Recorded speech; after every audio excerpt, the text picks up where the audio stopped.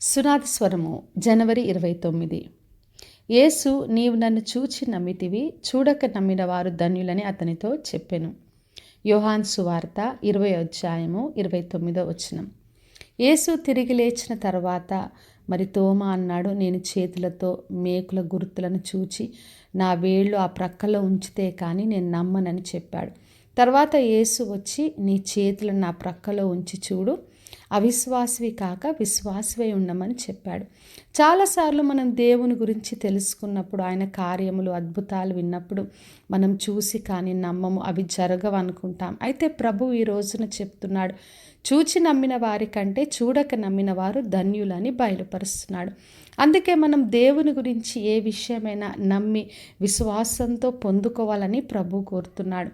ఆదికాండము 15 అధ్యాయం 6 చదివినప్పుడు దేవుడు అబ్రహామునకు వాగ్దానం చేశాడు, నీ సంతానం నేను ఆకాశ నక్షత్రం వలె చేస్తానన్నప్పుడు ఆయన యెహోవాను నమ్మెను, అది అతనికి నీతిగా ఎంచబడింది. మరి దేవుడు చెప్పిన మాటను అబ్రహాము నమ్మి, నిరీక్షణకు ఆధారం లేనప్పుడు కూడా నమ్మి విశ్వాసంతో వాగ్దానం చేసిన దేవుడు తప్పక నెరవేరుస్తాడని దేవుని మహిమపరిచి వాగ్దాన ఫలం పొందుకున్నాడు. అదేవిధంగా మనము కూడా దేవుడు మనకు వాగ్దానం ఇచ్చినప్పుడు నమ్మి విశ్వాసంతో అవి మనం పొందుకోవాలని ప్రభు కోరుతున్నాడు. ఎందుకంటే అన్నీ చూడలేం.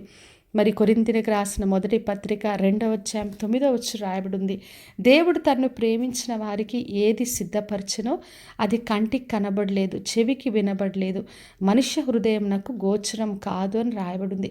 మరి దేవుడు తను ప్రేమించే వారికి ఎన్నో సిద్ధపరిచి దేవుడు అవి మన కంటితో చూడాలంటే, చెవితో వినబడాలంటే అవి మనకు అర్థం కావు, హృదయానికి గోచరం కాదు, ఆయన ఆత్మ చేతనే అవి బయలుపరచబడతాయి. కాబట్టి మనము దేవుడు మనకి ఏది చెప్పినా కూడి విశ్వాసంతో నమ్మి పొందుకోవాలని ప్రభు కోరుతున్నాడు.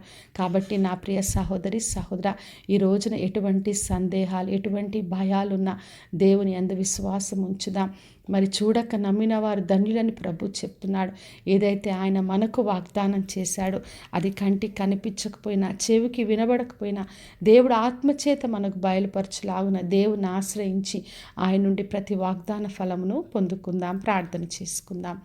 పరలోకమందున్న మా తండ్రి, మా దేవ, ఈరోజిచ్చిన వాగ్దానం కొరకే వందనాలు. ప్రతి ఒక్కరిని దీవించి ఆశీర్వదించండి ప్రభువా. ఎవరికి ఎటువంటి సందేహాలు, భయములున్న అవన్నీ కూడా తొలగించి విశ్వాసంతో తండ్రి ప్రతి ఒక్కరు కూడా మీరు సిద్ధపరిచిన దాన్ని నమ్మి విశ్వాసంతో పొందుకునే కృపను దయచేయమని యేసు నామములో అడిగి వేడుకొంచున్నాం తండ్రి, ఆమెన్. ఈ శుభవచనము వినుచున్న ప్రతి ఒక్కరి జీవితంలో నెరవేర్చబడునుగాక. నేను మీ ప్రియ సహోదరి మంజులా చరణ్.